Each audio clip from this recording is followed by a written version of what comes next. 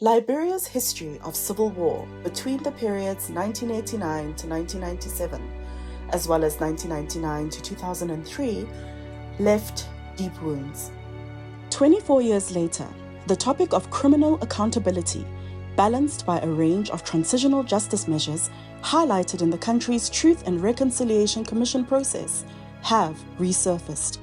There is a concern that there is an increased risk of repeating past mistakes without proper reconciliation, as well as interrogating the culture of impunity against accountability.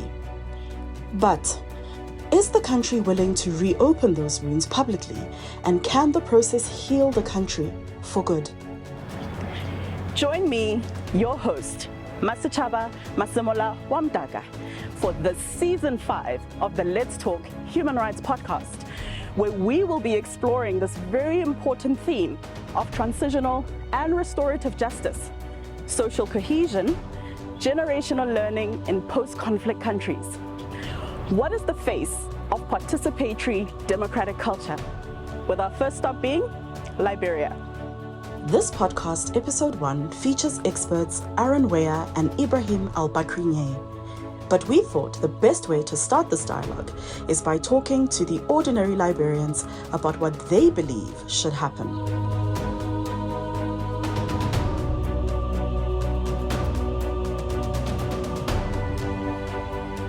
Ex-combatant, who we will refer to as Mr. D to protect his identity, has never forgotten the harrowing experiences of being swept into a conflict as a young boy. There was one day we were in class and we heard a siren from the police patrol car, and then people started running up and down on the street and said, rebels in the country, and then it was the last time that I was sat in class. So we left and then we went home. My mom and I and my little sister and brother, we left. We flew away from the city. So my mom couldn't stand it. She said, oh, I can't go across the people. These people, they are bad people are going by Monrovia. So she was trying to find a way to come back to town, and then the rebel took me, and then I left with them.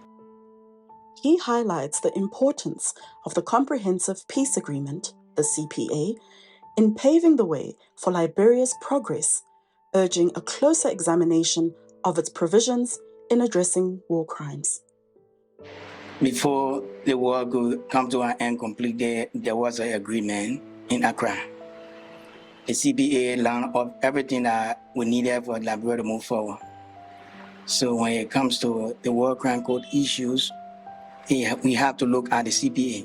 The founder of LIMASA, the Liberia Massacres Survivors Association, Peterson Sonyah, is a survivor of the civil wars. He recalls firsthand the atrocities endured. In the night, the National Army, the soldier, walk into the place. They enter inside and just start randomly killing people, open suppressive fire, killing. Peterson underscores the significance of documenting survivors' voices for prosecution, emphasizing the need for tangible evidence beyond mere references to the truth commissions. LIMASA was founded 2009, August. Survivor is dying. Even the perpetrator, they are dying too. But when you have this thing recorded, their voices, yes, you can what? You can use that and prosecute people. That would be good. It won't be like you are saying according to the TRC, but you are saying that this is the evidence that we have.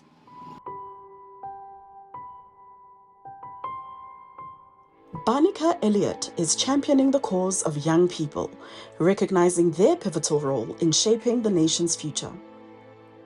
She reflects on Liberia's journey post-war, acknowledging the profound impact of political instability and advocating for good governance and robust institutions. I probably didn't see it the start of the Civil War in Liberia because it was a real long period.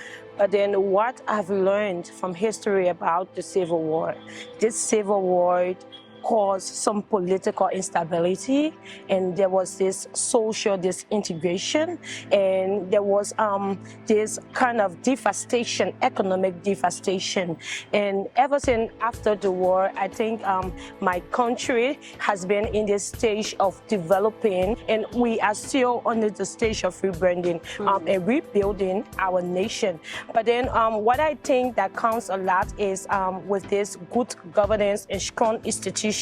Because when there are strong institutions, I mean, good leaders will make good decisions that where you can see the trickle-down effect on the life of the people, especially the young people. So with this, the passion to advocate, to talk about the issues that affect us as young people has probably led me into this position as the first female president of FLY.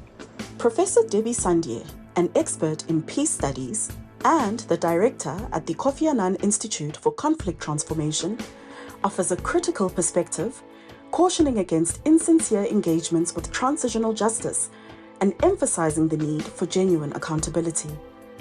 A lot of the people who today talk about transitional justice do not speak with the sincerity of a people who are affected by pains, by mayhem, by the action of war and the atrocities. Liberia seeing one of the most brutal civil wars in history.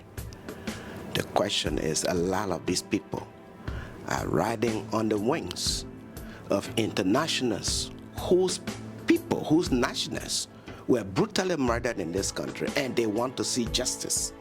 So because there is this pressure from international circles, you will see that a lot of Liberian efforts is tagging along it. He stresses the importance of building a governance system rooted in accountability to address the past atrocities and pave the way for a stronger, more resilient Liberia. If we want to move forward as a country, what needs to be done today is to capture today a governance system that builds accountability for everyone, irrespective of who and what position they occupy. If we can solidify an accountable justice system today, we are able to strengthen that mechanism. And over time, Liberia will be strong enough to say, how do we revisit our past and ensure that the excesses we left behind, we can pick it up, we can deal with it, and we can move ahead.